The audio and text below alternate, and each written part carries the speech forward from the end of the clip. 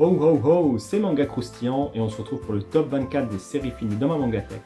Donc en quatrième position, on va parler d'un auteur que je n'ai pas encore parlé, mais qui clairement, pour ceux qui l'ont lu, je pense que vous dites, oui, il fait obligatoirement partie d'un top vu la finesse de ses récits. Je reviens sur Osamu Tezuka avec, je pense, le récit qui, bon, j'ai pas encore lu beaucoup, mais Ayako fait partie clairement de mon top. Ça m'a bouleversé. Alors c'est un bon pavé, hein, clairement vous voyez, sinon c'est fini en 3 tomes je crois dans une autre édition, mais là on est sur l'édition Prestige de Delcourt Tonkam, avec un gros pavé qui n'est pas forcément très facile à lire, mais voilà, on va suivre un peu l'histoire de la famille Tengue. Je vais essayer de vous montrer un peu déjà quelques dessins aussi. L'histoire de la famille Tengue dans une aventure, une histoire d'après-guerre, où le fils, l'un des fils va revenir de la guerre, revoir sa famille. Bon là j'espère il est un peu estropié, on voit qu'il a quand même bien combattu, mais il n'est pas forcément mort à la guerre, et ça va pas forcément trop plaire à son père, au chef de la famille, qui est en mode non mais voilà, toi t'es un homme, t'es parti à la guerre, pour l'honneur de ta famille, tu aurais dû mourir à la guerre, on ne veut pas forcément trop que tu reviennes, donc ça va jouer un petit peu là-dedans. Et c'est pareil, il va découvrir que pendant son absence, il s'est passé pas mal de choses, notamment la naissance de la petite Ayako ici, on voit peut-être une autre image peut-être qui la représente un peu mieux. La petite Ayako qui est une enfant pas forcément trop désirée non plus, je sais pas une image ici qui la représente bien. Non, je ne retrouve pas là pour le moment.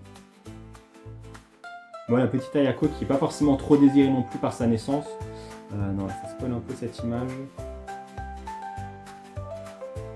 Je vais voir si j'ai pas une petite image comme d'Ayako. Ou plus tard alors, j'en ai peut-être des plus tard. Voilà, non, sinon on la voit un peu là derrière. On voit un peu Ayako là derrière vite fait. Bon, on la voit un peu ici lorsqu'elle est un peu plus petite. Mais ouais, le destin d'Ayako qui va un peu tragique, parce que le père de famille, il est un peu, c'est un peu à l'époque encore à l'avant-guerre, où il y a encore cette mentalité, il est en mode non, mais l'homme de famille a tous les pouvoirs dans la famille, la femme doit lui obéir, le fils aussi, les enfants et toute la famille doit lui obéir, même si c'est voilà, la femme de son fils, elle doit lui obéir à tous les ordres, à tout ce qu'il propose.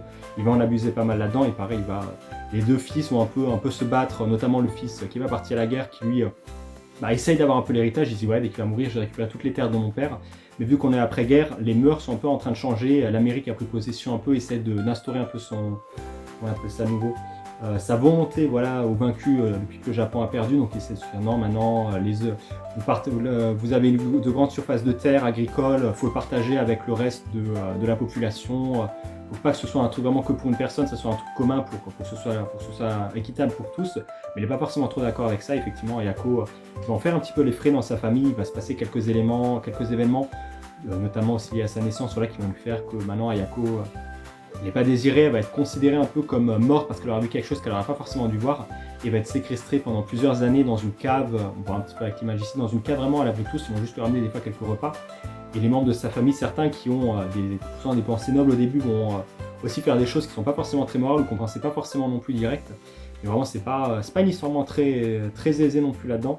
Et je pense qu'Ayako, pour ceux qui l'ont lu, savent un peu de quoi je parle, mais vraiment, il y a un sous-texte derrière. Ayako, à un moment, va réussir à sortir quand même après quelques années de la cave où elle est enfermée. Même si elle va sortir un peu de ça, elle va voir, vu qu'elle n'aura pas eu forcément l'habitude de vivre avec d'autres gens et vivre dans un vrai monde, elle sera un peu décalée du reste de la société, ce qui va lui proposer quelques péripéties et quelques soucis aussi. Mais ça va surtout mettre la lumière après, parce que les gens, quand ils vont l'effet, ils vont me dire attends, toi, on ne te connaissait pas, t'étais pas censé être morte, t'habites dans cette famille, on avait déjà des soupçons il y a quelques années, c'est un peu bizarre, donc ils vont commencer à mener l'enquête et voir qu'effectivement, il se passe des choses pas forcément très nettes au niveau de toute la famille. Donc ils vont un peu enquêter là-dessus et voir tous les drames qui sont cachés, ce qui s'est passé avec Ayako, vers quoi ça a mené. Et la famille ne vont pas forcément rester indemne. Et autre point encore un peu qui est bien avec les œuvres de Tezuka, et ce que j'aime bien aussi, parce qu'on a vraiment une petite perspective, petite présentation de l'univers de Tezuka, toutes ses œuvres dans ce bouquin. Tout au début, voilà, je vais essayer de vous montrer ça. On a pas mal de textes un peu qui expliquent qui est Tezuka, l'impact de ses œuvres, effectivement, même quand on lit, même si des fois on regarde un petit peu, si on regarde un peu le dessin, c'est pas forcément des dessins un peu vintage, qu'on n'a pas forcément plus trop l'habitude de voir et qui peuvent être un peu datés. Ça fait un peu bizarre au début, mais en vrai on s'y habitue assez vite et je trouve que ça permet d'avoir un peu de la culture manga et les œuvres de Tezuka. Et ce qui est bien, c'est qu'à la fin, on a un documentaire un peu sur les différents chapitres, sur les différents personnages. Et pareil, Tezuka nous dit un peu, il écrit une deuxième fin justement, parce qu'apparemment il y a eu deux fins, une fin qu'il a fait pour le manga et une fin qu'il avait fait une première fois dans le magazine, qu'il avait réécrite après. Deux fins en plus qui ont rien à voir, une qui est un peu assez joyeuse, vite fait on peut appeler ça comme ça, et une autre qui est un peu plus sombre, mais qui je trouve est quand même un peu plus réussie par rapport à la fin joyeuse, qui n'est pas forcément incohérente non plus, mais des éléments on se dit ouais ça finit comme ça, on est un petit peu déçu, mais effectivement l'autre fin est je trouve un petit peu mieux amenée, raconte un peu les choses de manière différente, peut-être plus réaliste, Et donc dire bon, un peu mal fait, mais voilà, bien fait un peu pour les personnages à qui ça arrive, ce genre de choses. Mais voilà, donc vraiment un petit récit qui permet déjà un peu de découvrir un peu le pan de l'histoire des mangas. C'est sûr que c'est un récit un peu déjà assez gros, ça demande du temps à lire, mais qui permet voilà, de découvrir un peu Tezuka, l'impact qu'il a eu, les œuvres, parce qu'on voit pas mal de choses qu'on retrouve un peu dans d'autres séries, même des choses, pour l'époque où c'est sorti, je me dis ah ouais, c'était quand même assez dur, il y a des éléments qu'on retrouve même quasiment même déjà plus, qui sont peut-être un peu même mal vus à cette époque, aujourd'hui maintenant encore lorsqu'on regarde ça, donc à l'époque ça devait être encore pire, de vraiment un peu vraiment précurseur un peu de son genre, dans des techniques qu'on n'avait pas forcément, que les gens n'avaient pas forcément l'habitude dessus, mais vraiment, si vous voulez découvrir un peu les œuvres de Tezuka et voir l'impact qu'elle a eu, je pense que je vous conseille quand même déjà Ayako, ou même d'autres œuvres, il y a d'autres œuvres qui sont disponibles chez lui. J'ai vu par exemple Barbara ou Zero Man qui voilà, sont bien aussi. Je les casserai peut-être pas au même niveau qu'Ayako en termes d'histoire, même si Zero Man je trouve a pas mal de qualité, pareil pour Barbara, mais j'ai quand même préféré Ayako dans le récit, la dureté aussi que ça impose. Et le fait que voilà, bon, sur Ayako, voir un peu vraiment le déboire, on a de la peine aussi pour elle, pour ce qui lui arrive et les choses. Bon, elle peut rien en plus, c'est ça le pire, c'est vraiment il lui arrive des choses.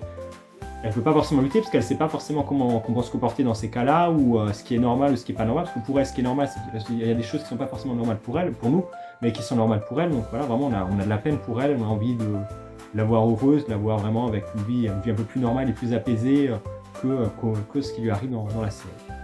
Donc voilà, Ayako d'Osamu Tezuka se place en 4ème position de mon top 24 des séries terminées. Et toi, c'est quoi ton top ?